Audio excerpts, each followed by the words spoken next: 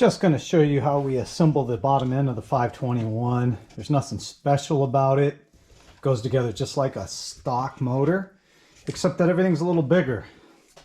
The case has been bored, entrenched, bored to fit the big block that I'm porting right here. Not finished with it, but these fins won't fit down in the case. So we have to bore the case bigger to fit it down in. Then we pull the ears out for the updrafts, and then we trench for the bigger stroke all the way through. Again, all stock seals, use all the stock half moon rings. Remember, they only go in the lower case. You don't put one in the top and one in the bottom. They are half clips. Just keeps the bearings from walking back and forth. This keeps the crank from walking back and forth, and the bearing. The transmission is all stock with some cuts made in it. Cut the shift star, and then every other dog ear is taken out. It rides and runs and shifts just like a stock Banshee transmission with a stock motor on it, except it does it with the 100 plus horsepower coming out of this 521 Cub. This Cub is race gas. It'll probably do 120 with this setup. Again, everything goes in just like stock.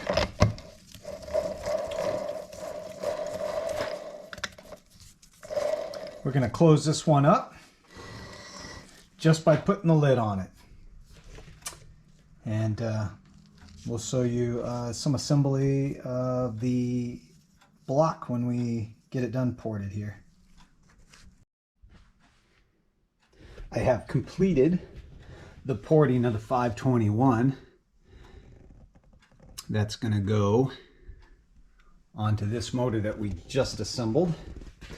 Ball bearing style lockout, not the popular choice like the finger style. I prefer the ball bearing. And there's the big 72mm pistons.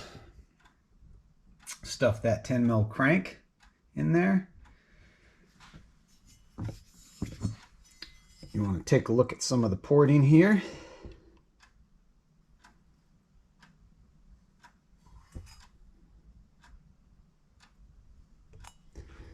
Exhaust, triple ports.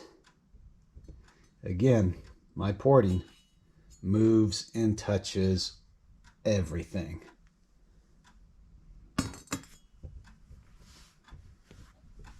Simple style.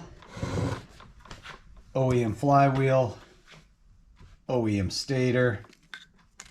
Always important in my book.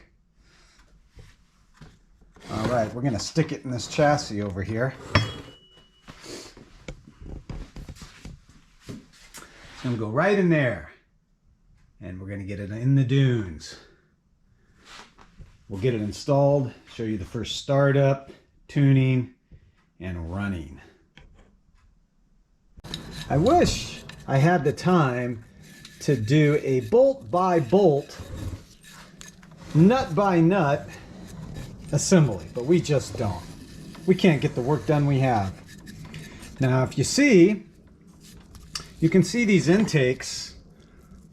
These boots are glued. I use the 1211-3 bond, the same stuff I use to seal the cases, to seal everything. These boots will leak if you do not seal them with some kind of sealant, and make sure that sealant doesn't break down with gas and oil, because it won't last very long. We also use sealant on most of the mating surfaces. Here, anywhere there's a gasket. And the internet will tear you up about it. Oh yeah, there's silicone everywhere. You know what? When you do this for a living and you've got to tear it apart every time there's a leak between gasket mating surfaces, you're losing money. So a little bit of silicone, 1211-3 bond, that seals the cases on every mating surface, saves you time.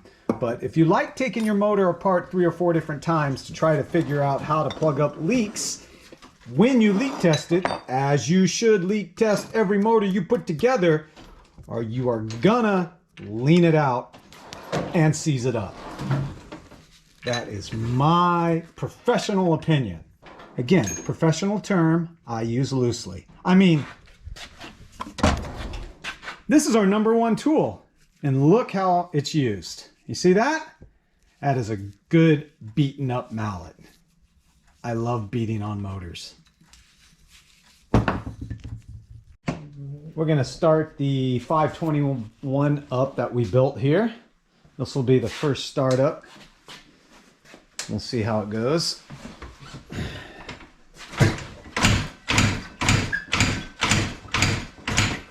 Where's the key on this? There is none. Oh. There's a key. It's not on. Key to getting something started. Now it's got plenty of fuel in it.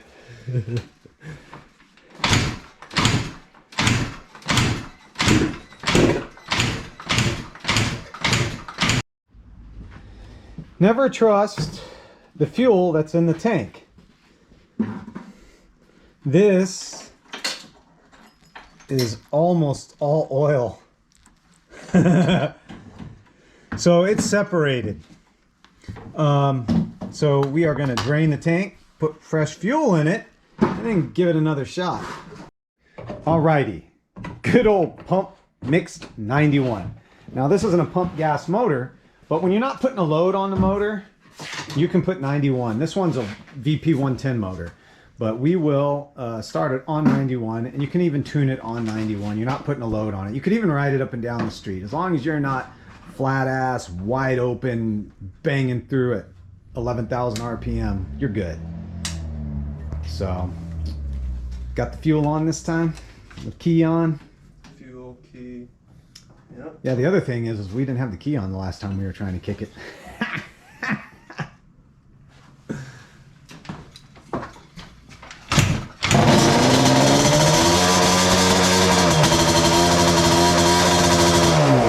So I want to show you a classic move that people do when they don't service their bikes and they stop idling. What they start doing is yanking this throttle cable, adjusting it and adjusting it to hold the slides open so that the motor starts idling off the slides.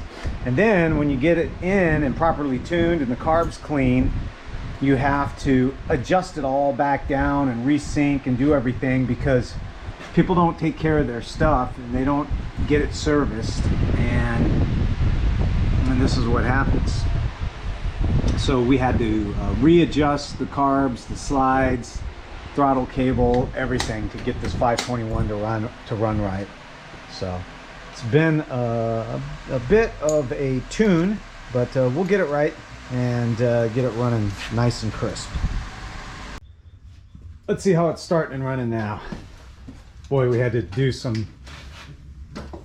a lot of tuning on this thing.